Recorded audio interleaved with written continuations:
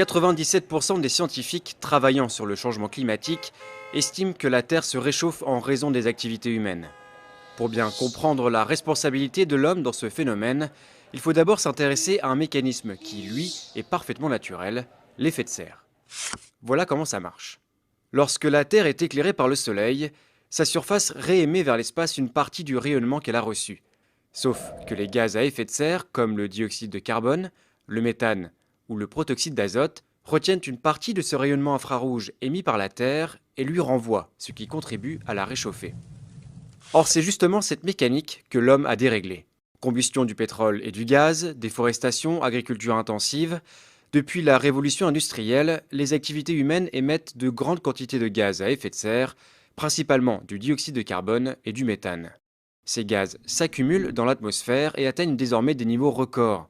Pour le CO2, par exemple, sa concentration est passée de 270 parties par million à la fin du 19e siècle à près de 400 parties par million aujourd'hui. C'est la concentration la plus forte depuis 800 000 ans au moins. Conséquence, l'effet de serre s'intensifie. Le surplus d'énergie introduit aujourd'hui par l'homme dans la machine climatique est à peu près l'équivalent de 3 petites bombes atomiques explosant à chaque seconde. Et les conséquences sont dramatiques. D'abord, sur les températures. Aujourd'hui, la température moyenne terrestre a déjà augmenté de 0,8 degrés depuis la fin du 19e siècle et les épisodes caniculaires sont plus fréquents. Les températures extrêmes, qui ne touchaient que 1% de la surface continentale terrestre, en concernent désormais près de 10%.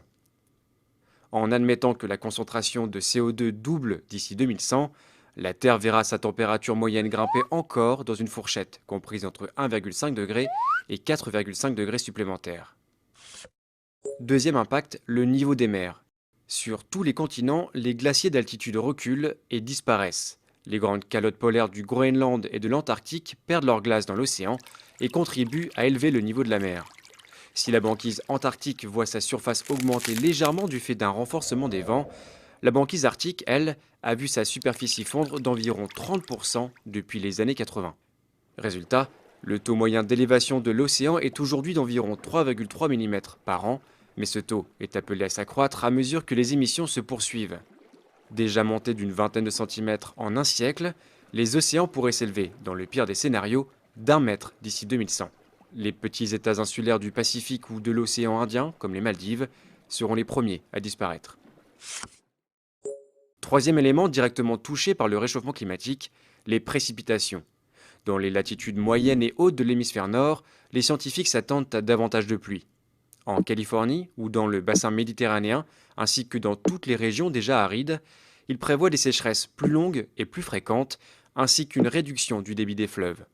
Le problème, c'est que les centrales thermiques et nucléaires sont justement refroidies par les cours d'eau. Ceci pourrait donc avoir des répercussions importantes sur la production d'électricité.